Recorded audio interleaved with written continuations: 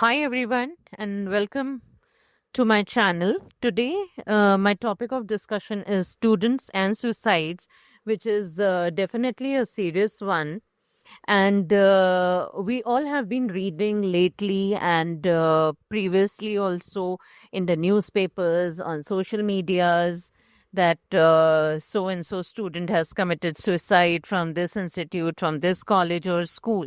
So I just want to know, I mean, how many of us really take this as a serious concern and can help in changing the minds that put a kind of pressure on these students, be it anybody, be it a school student, be it a college or a PG student. Even the job people also, they are under so much of pressure. But today, we'll be talking specifically about student suicides. What we are going to discuss is the causes, the concerns, and of course, the remedial part also. First and foremost, when we talk about causes, I feel the parental pressure is one of the foremost thing that comes in a student's mind. From childhood, somewhere the parental pressure is so much that the student thinks that, okay, if I'm not going to perform well, it's going to give a bad name to my family. So somewhere coming under this pressure, and every time the parents also, demanding so much of the out of the student, takes a toll on it, on him or her. So, this is one of the causes I feel. Second comes the peer pressure. Peer pressure means, like, if a student is in the class, the other students are doing well, and this student is, you can say, just average or maybe just a little above average. So, what happens is they keep saying, ki, "Arey, like, you did not do well in this, you were so good last time, but this time you haven't done well," or something, or comparing the marks, comparing the style of studies, the hour of studies the student puts in.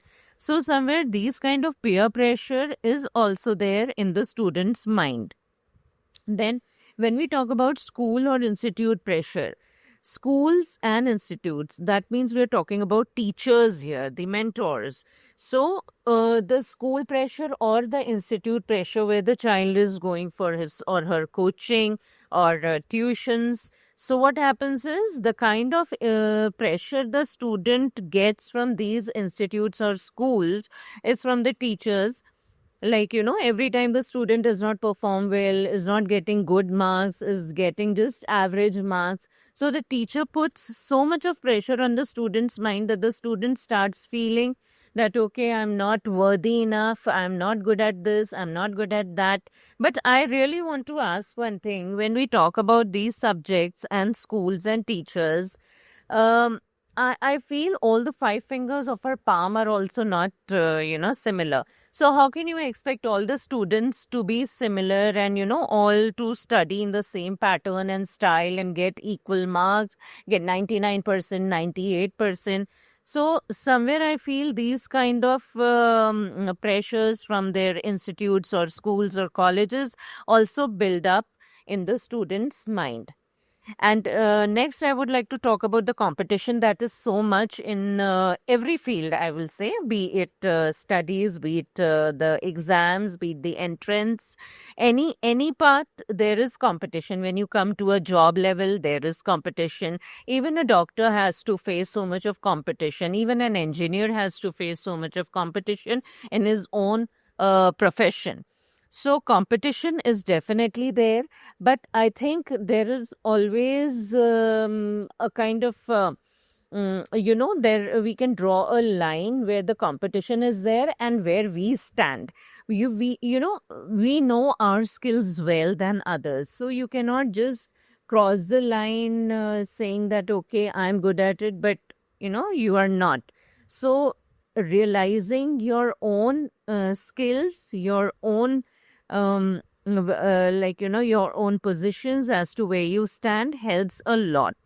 Then there are challenges to do well. Of course, when I spoke about the parental peer and the school pressure, this is part of that only. When we talk about challenges to do well, there is always, people talking about wherever you go, okay, this time you are coming, sitting for this exam, you have to do well, you have to, keep your dad and mom's name, and you have to keep your family's name up and this. So there are so many challenges from the school, from peers, from the parents, from the social circles. So there is always, nobody will say ki, okay, if you don't do well, there is, there is always a second chance, there is always this option available for you, but they will be like, behind the student.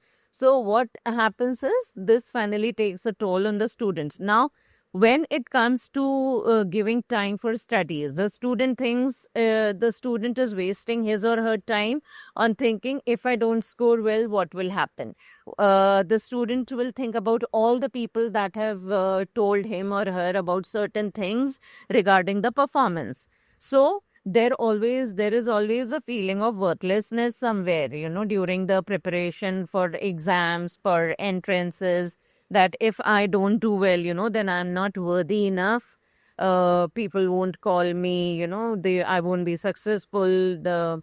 I will be spoiling my parents' name, my family's name. And then, of course, the academic pressure is there.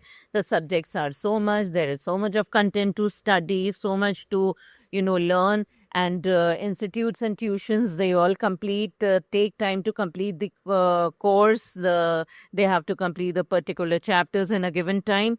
So what happens is, if the child is a little slow or the student is a little slow in learning, the academic pressure is there so much. Okay, if I am on chapter 2 in the tuition or in the school, the teacher has finished till chapter 4. So what happens is, I have to just rush up things. I mean, in a day, if I'm able to learn only one chapter or understand one chapter deeply, the pressure will be like, okay, no, I have to complete 2 chapters. So then I'm, at a level with or at par with the school or the college studies. So this kind of academic pressure also builds up in the student's mind, which actually, distracts or confuses the student apart from the studies. Now, after the causes, I will talk about concerns and remedies also. When we talk about concerns, we have to think about ways to deal with the situations. Now, there are counselors in all schools and colleges and institutes also. The counselor's job is to, make students and parents sit together, make them understand that, okay, this is the course, the student is, appearing, has taken admission in this. You have to solve so much, you have to study this, but please do not come under any sort of pressure, or do not build a pressure around the student or around the child. This is the work of a counselor, to make the parents understand when the child goes in for the admissions. So even apart from counseling the parent, counseling the student is also necessary. That, of course, parent counseling doesn't mean we are giving a free way to the student as to not to study much. But it is just a counseling session for the student to make the child understand that you have to plan your studies accordingly. You have to do it in a very sincere manner. And if you're not serious about a particular subject or a particular line of study, then please, I request the parents not to force the student or your child to get into something where the child is not interested at all.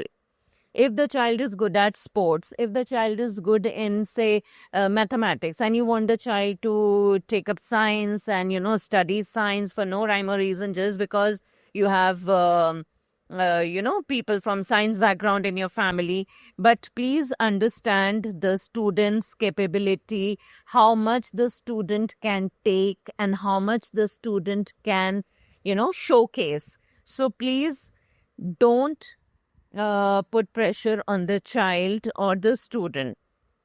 Counseling teachers in institutions and schools is also necessary. When I said not to put pressure on the student or the child, and identify the areas of interest of the student. When you know the student is doing very well in one subject and not in the other, so automatically, if the teacher is smart enough, the teacher will identify the skills. Okay, this child is interested in mathematics but not in science. So generally, but then the counseling of teachers comes in when there is the science, in science the student has not scored much, so the teacher has to just do a very humble counseling. I won't say a strict counseling, a very polite counseling, a very gentle counseling to the student that, okay, but since you're not interested in this subject, but still you have to study to get good enough marks to pass this subject.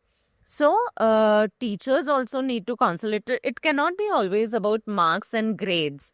I feel putting so much pressure on the student leads to these suicides which are happening in the society. Like, if you don't get 95%, I won't give you this. This is from the parents. And I have personally heard of all this. And I'm really, I feel very sad for the parents who put so much of pressure on the child. Like, if you don't get 98% or 99%, you won't be doing this, we won't be giving you this, we won't be getting a bike for you. But then do we ever think about the child and the kind of pressure the child goes through? And suppose if a child does not do well in his or her exams or the entrance exams, there is always a second chance to be given to the student, which I feel almost all the teachers and parents fail here. Because what happens is, when we talk about giving a second chance, it is like, not just abusing the child or the student, not making him feel worthless, not making him feel guilty about something, because the student has not done anything wrong. He has only performed according to his capabilities and his interests in the subject.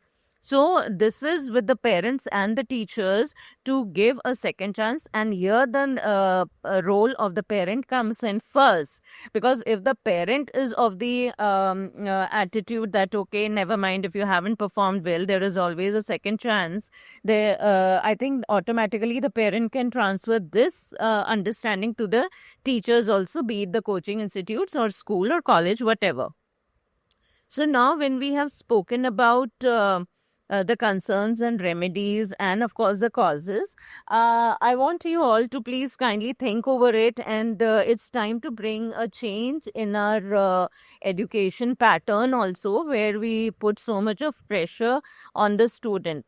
To end with, I would just like to tell you that this is just an overview of my topics, which I actually take in detail.